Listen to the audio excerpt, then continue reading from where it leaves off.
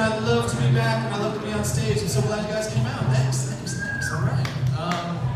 Yeah, like I'm from here, and ironically enough, I bumped into my 8th grade English teacher at the supermarket the other day. Yeah, and while we're catching up with each other, she insists that I call her by her first name. My first thought is, damn, I'm getting old. My second thought is, damn, this lady wants to bone.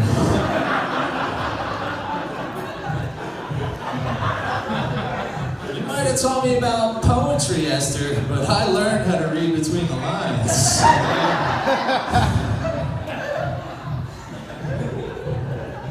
Me and my family moved recently. It was definitely a move up. We were living in workforce housing. Okay, we were surrounded by like drug dealers and other, unsavory characters.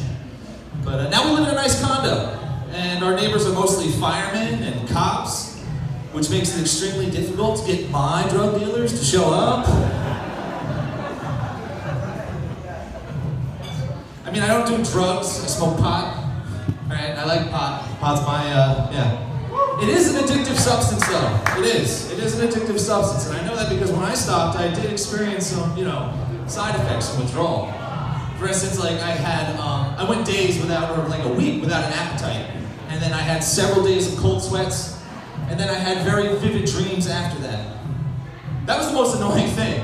Like, because if I wanted dreams, I would have stayed in college.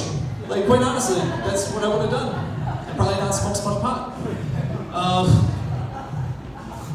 At one point I reached out for help for my pot use, and I was on the phone with the counselor, and he was like, since you don't have health insurance, it's gonna cost you $110 an hour for counseling. I was like, sir, do you realize how much weed I could buy for $110? A lot more than an hour's worth, and I hung up the phone. And I tried to make a bowl out of it. I was desperate. They say pot is a gateway drug, and I don't buy that shit.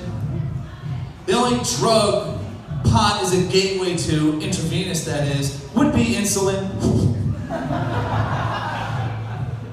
It's like, the only thing pot does is open your mind to the endless possible combos you can create in your kitchen.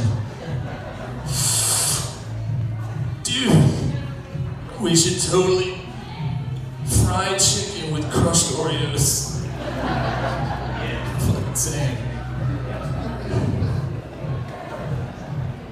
Needless to say, I'm overweight. I'm overweight, and people argue with me about that. I say I'm overweight. They say, Ray, stop it. You're fine. I'm 280 pounds on a 6-foot frame. Oh. Well, you carry it well. Yeah, you should see me carry it upstairs. Second floor. Okay, got this. No, I'm fat. I gotta work on it. I am working on it. I am working on it hard. I can't make it to the gym all the time, so I've been utilizing workout videos on the internet, which is super cool because I didn't even know that that was a category on Pornhub.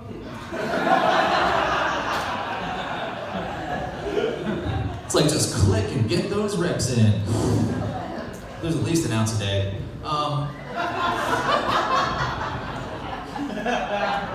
There it is. Yeah, no, it's working out and all that jazz. It's fun. I don't know. As I got older, I have a sneaking suspicion that my mom drank when I was in the womb. I do. I realized as I got older that on my 5th birthday, the only present I got was a 5-year sobriety coin. Found out my godfather was in fact my sponsor. My mom drank a lot of wine in her lifetime, a lot of wine. Like, if cannibals roasted her with shallots and onions, she would be delicious. We are talking a 40-year marinade, okay? That is vintage. I spent a lot of time with my dad when I was younger. And it wasn't until I was older that I realized it was only to be his alibi to go out and see his girlfriends. He would ask me to lie, and I would start to challenge him, like, Dad, there is no way I have this many aunts that Mom doesn't like. We get home, she'd know. She'd just be waiting with her glass of wine. So, how was Aunt Robin's? Daddy made me do it! I was a stool pigeon. Fuck that, Mommy was scary. My mom eventually threw my dad out. So, like 8 years old. I was like, all right, you're a woman. It was cool. She just packed up his shit and threw it outside. I'll never forget, she got down to my level and she was like, we still love you. And you're the man of the house now. I knew exactly what that meant. As soon as she fell asleep that night, I snuck out and saw the moms. Man's gotta do what a man's gotta do. I too have a wife. I have a wife now. I've been with my wife for like 15 years.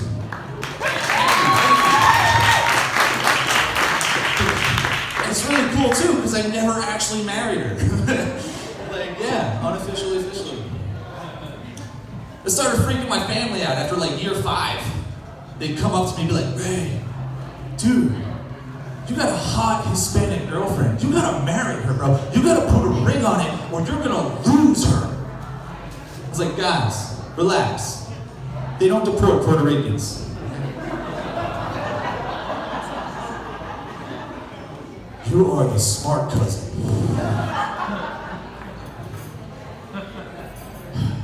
I tend to lose things a lot. I lose a lot of things. And that's frustrating at this age because I'm 35 and like I lose things and then my wife finds it in 30 seconds. I can't go on like this. I can't depend on that all the time. This could be life or death. I don't want my tombstone to say something stupid like, here lies Rayan. Should have let his wife look for testicular cancer.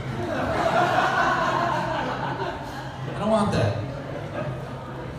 I still fantasize about my wife, even after 15 years. It's cool, yeah. It's just weird how different they are now from back in the day.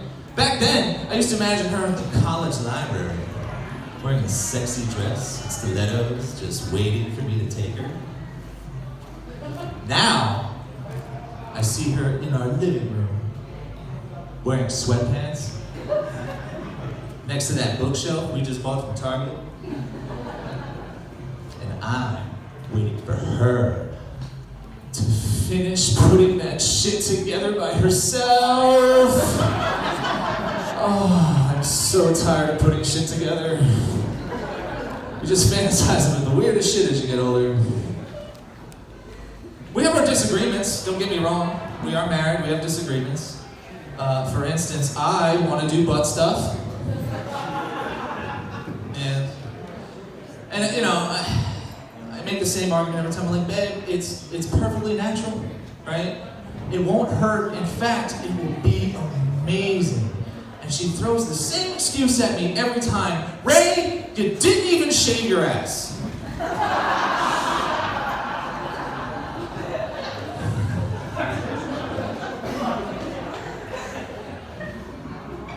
Communication gets better over time. It does. Like when we first started dating, she would have to say something to let me know that, I was gonna get lucky that night, She'd have to clue me in. Hey, Ray, huh? I shaved my legs tonight.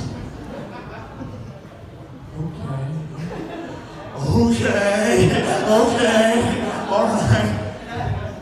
Not anymore. She doesn't have to say anything anymore. Now she just has to get out of bed and lock the cat out of the bedroom. That's what I know we are gonna get it on after she washes her hands, because everyone knows cats are filthy. Excuse me, sorry, madam. We have kids together. We have 2 lovely children. Yes, they're tall and beautiful. Somehow they haven't died yet, so we're doing good there.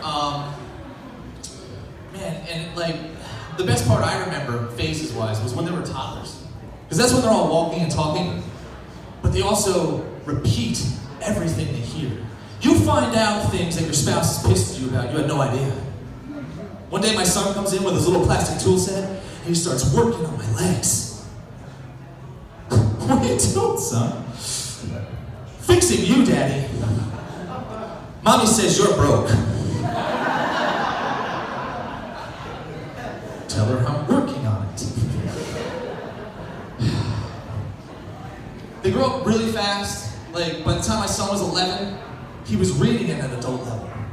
So it's like, instead of like getting a book and reading it to him, we got 2 books out of the library and we'd read it together.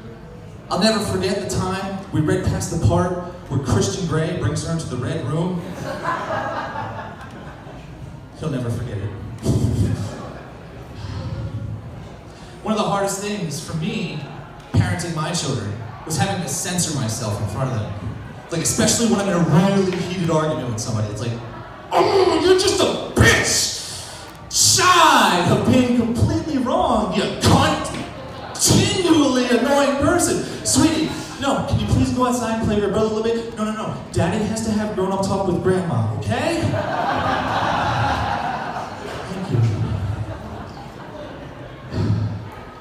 But it has been fun, raising my kids. And I gotta say, it's been rewarding. And one of the most rewarding things for me, watching them grow up, is that with each passing day, they look more and more like Daddy. Which means with each passing day, I'm this much closer to finding out who that son of a bitch is.